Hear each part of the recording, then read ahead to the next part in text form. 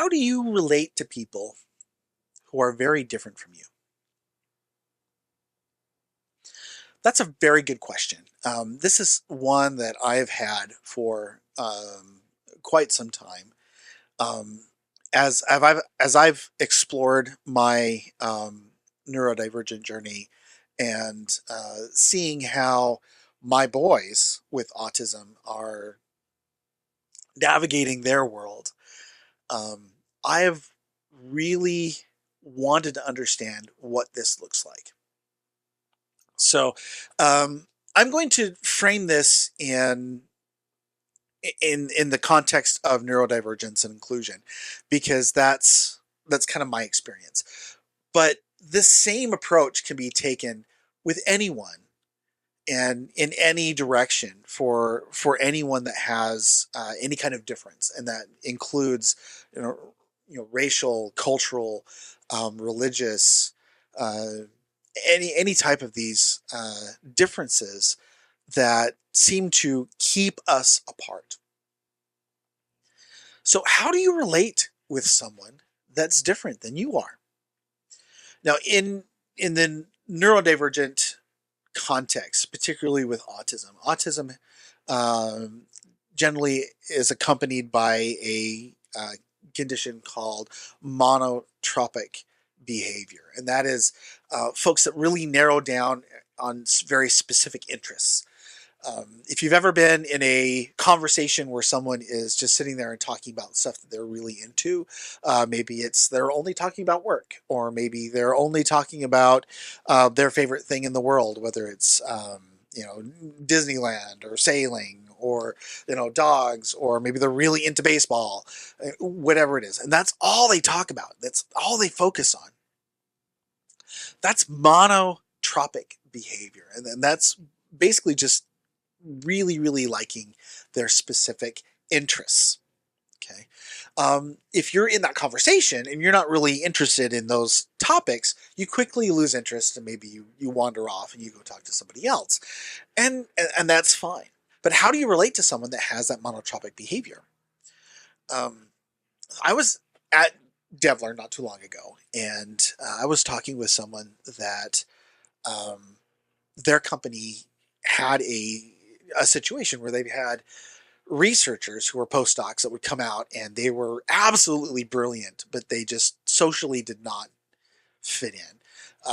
They would have regular socials, maybe an ice cream social, or maybe they'd have like a drinking social or something like that, where everyone goes out for drinks, and they'll sit and party, and there's an open bar, and these folks would only just sit and talk about work. They wouldn't relate socially, and it was difficult for them because they couldn't. And they found that after a while, if they didn't engage them, these folks would eventually burn out or lose interest, and they'd move somewhere else. And so the brain, um, the brain capacity that they had, all this knowledge, all this understanding, was being lost to competitors, or being lost to big companies like Google, or whatnot, engineers, engineering departments that would welcome them in, and work with them, and be willing to engage with them. So they tried to find a way to engage with these folks socially, so they would feel like they belonged to the company. And they sat down and they decided, you know what, every Friday we're going to stop work at 3 o'clock, and we're going to have a game night, and we are going to set out board games and let everybody sit and play their favorite games. And they would have these folks that were very monotropic in their interests come in, and they would sit and they would play Dungeons and Dragons. Okay, I know there's a stigma, or at least when I was growing up, there was a stigma to Dungeons and Dragons. I whether you like it, whether you think only nerds and geeks play it, um, that's completely up to you. That's your opinion. This allowed those folks who could not interact socially in any other way interact socially with their peers. because they were interacting through the confines of the game and the rules of the game. And that helped them build a relationship of trust with their peers. And so that would also bleed into their work life because they were able to relate to them based off of their Dungeons and Dragons characters. So this was one example of how you can take a common interest and turn it into a way of engaging folks from other cultures and understandings and neural wiring, right? So how would you apply this in your own company? That entirely depends on your teams. If you're working for a large company, and one of the I love bringing up regularly is ServiceNow, because ServiceNow is a massive, massive company. When I started there 10 years plus ago, there I was employee number 3,336. Um, when I left, there was maybe 270 people who had been there earlier than I had, and they were already in the 15,000s. They are now in the 20,000s. It's a massive company. What they have are special interest groups where folks are able to get together that have similar interests and interact socially and work together. And they did it specifically for their DEI program. Um, so in order to foster inclusion and belonging and whatnot, they would have a group for their LGBTQ IA plus. Sorry, I want to make sure I include everybody there, and their allies. Um, and they could all get together and they would talk and they would have events and interact that way.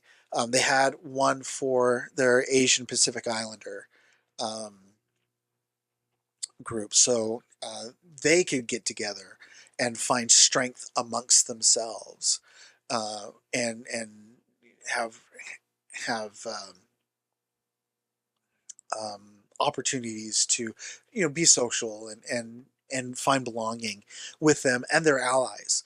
Uh, Same with African Americans. Same with Indian Americans, Native Americans, folks who are neurodivergent. They had all these different groups that allowed these groups to interact socially with uh, common goals.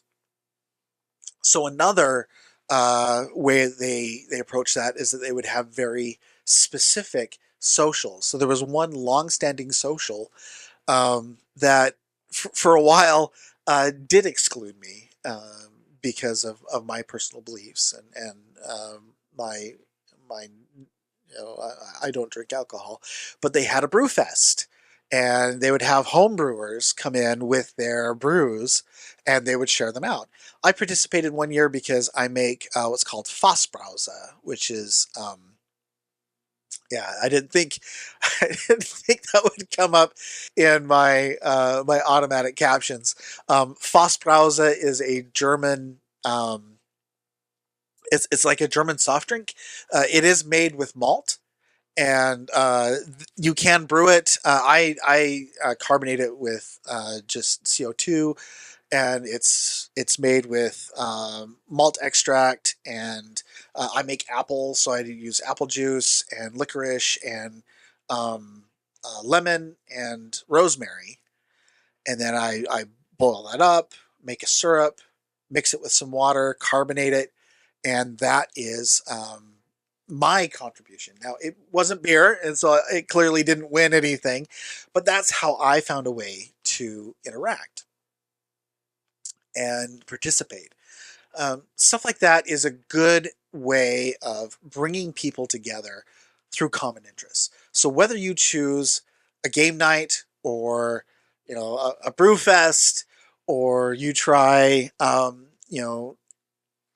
specific interest groups, whatever you do in order to engage your folks, That's how you keep people, and that's how you make them feel like they are included. Um, and that's how you help motivate them socially. So hopefully this was good information. If you have any questions, feel free to post them down in the comments. Don't forget to hit like and subscribe, and enjoy your learning journey.